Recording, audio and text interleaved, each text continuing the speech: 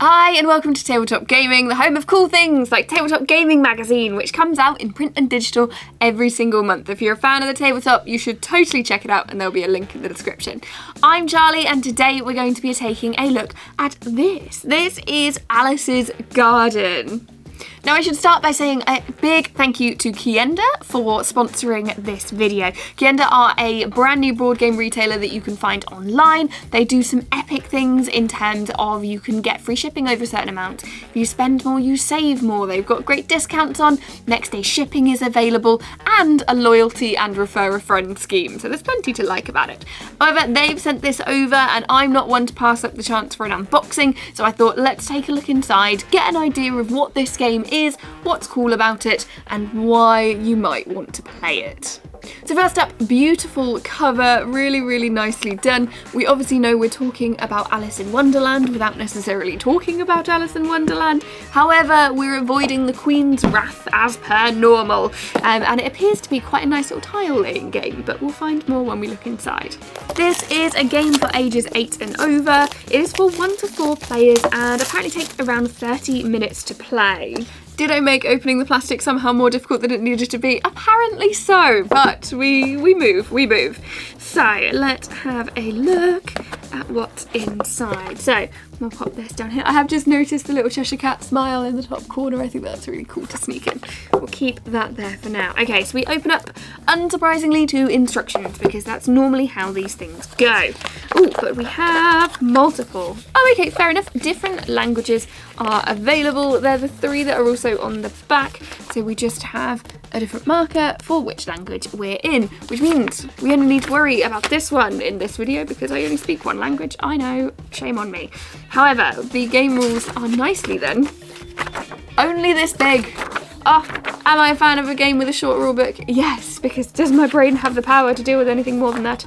No, these are the kind that I can actually try and teach at games, like game nights. Otherwise, when they're big sort of documents or novels, I hand them over to the one person in our gaming group that's really good at it and be like, can you teach me this, please?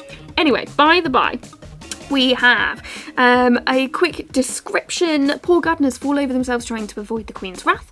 Is it possible to appease Her Majesty? Give Alice a helping hand and create the best garden to the Queen of Hearts' content. So the aim of the game is to create the best garden fulfilling as many requirements the Queen has. Play over several rounds, ends after a round in which a player cannot place a tile from the supply onto their personal board. So, tile laying. I like a good tile laying game. And there are scoring rules which refer to chess pieces, roses, mushrooms, and trees. So, to be honest, not a lot in there. I would feel like this is the kind of game that I'd just set everything up and get going and see what it tells me to do. Otherwise, there's a couple of penalty options for bonus tiles and such. Nice little summary of the round and then some score results on the back so you can say whether you're Chief Royal Gardener or you didn't appease the Queen or the Queen demands your head. But let's see what we're talking about component-wise, because I've got good vibes so far. So we begin with a set of different bags. Now, have they all got different token numbers on them? Yes, they do. Interesting. So we have a ton of little drawstring bags. These are really nice. I like that they've gone with the colour theming, obviously, of a garden by going green. And we have one marker on there. Now, if I do another one, this feels very Tetris-y, but in a good way. I've got a square one and I've got a longer one, and this really does feel like Tetris. I've got that piece that everybody hates until it fits in that perfect spot and you think is wonderful. I've got the best piece, arguably, and a useful filler piece all across those separate ones. Now, we have a teeny tiny little score sheet, so we should be able to use that to keep an eye on what's going on, either presumably at the end because it's quite small rather than as you go. And we have the hat, the Mad Hatter's hat, as a token. Usually a first player marker if they're loose like that, or that's what I'd expect. And then welcome to your own player board. Now they are double-sided, interestingly. I wonder why? Always with tile laying, when they're double-sided, I'm like, why? Because you can't turn them over. But you never know, sometimes one side is harder than the other or such and like. Now, we then have... This is why we have the difference in the different packs, because the last thing in the box, because we're empty thereafter, are the tiles that we're laying down, and of course they're of different sizes. So the square ones, as we started with, the pain pieces that actually end up being quite good part of the time. Now presumably this is the Tetris of a normal tile, so we'll need to fit certain things, leave certain walkways, squish everything in as best we can, but I believe which of these you get to draw from is dependent on what the first player picks, so what their, in each round, what their most needed one is, and that's not always going to align with yours, hence the sort of penalties you get at the end. It does seem like a pretty standard, pretty straightforward tile laying game, but it's really nicely made. There's a lot of different sort of tokens on here, so you've got your roses, you've got your chess pieces, so you've got all sorts of different chess pieces actually. I wonder if that's relevant.